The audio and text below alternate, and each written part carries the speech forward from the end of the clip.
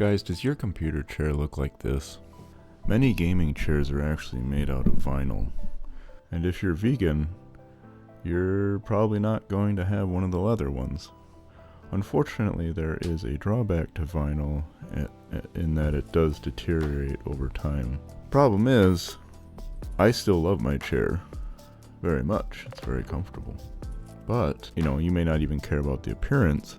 However, the vinyl is going to keep flaking off and it's going to get on your clothes, and it's just a contamination. Your whole room will be full of it, your clothes will be full of it. Now you can make your chair actually look like this with just a couple of items that you most likely have laying around the house. Your other option, if you want to stop flaking everywhere, is to buy a seat cover, but it's much better for the environment to reuse things. It's better for your pocketbook, and let's be honest, inflation isn't getting any better, and there doesn't seem to be any government officials that give a shit about that. So prices are only going to keep going up. Now, the two very basic components that you're going to need is a fitted bed sheet and some sort of tube or rod of some kind. This could be, as I'm using here, a chunk of PVC pipe.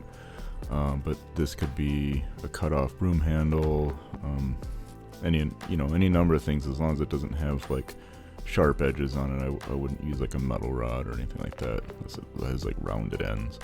The rod or tube you're going to want to be somewhere between the width of the opening between the seat and the back, and the width of the seat itself would probably work, and you'll see why that is in just a moment. Most chairs have a similar design that has a hinge on each side that connects the back and the seat, and an opening between the padded vinyl seat and back in between the two hinges. If you have some other weird kind of design, this might not work on your chair, but most chairs, as I've seen, are designed similar to this, where you can push your hand in between the seat and the back.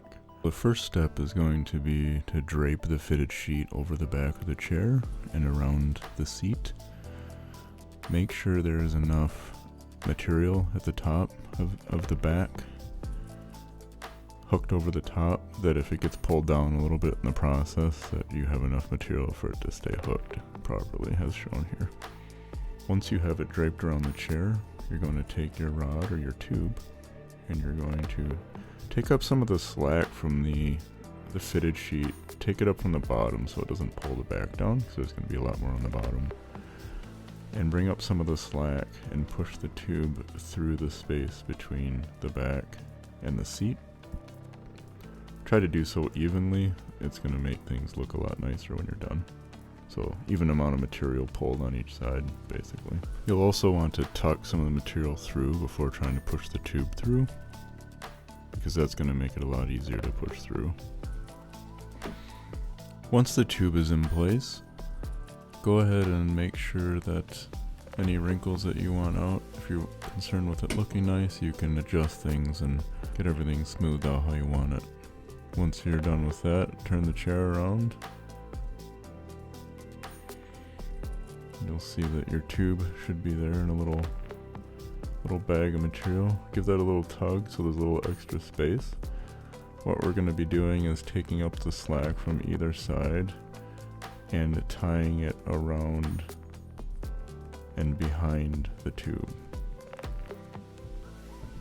So at this point, the only thing left to do is to gather up the slack around the sides.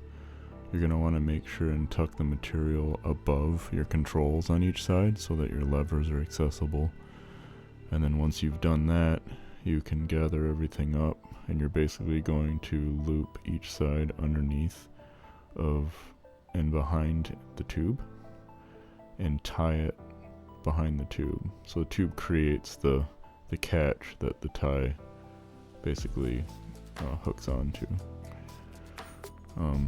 It looks like kind of uneven and some extra. There's probably going to be a third corner floating around. You can usually tuck those inside the other material, so it looks halfway decent afterwards. As you can see, it doesn't look too bad once it's finished.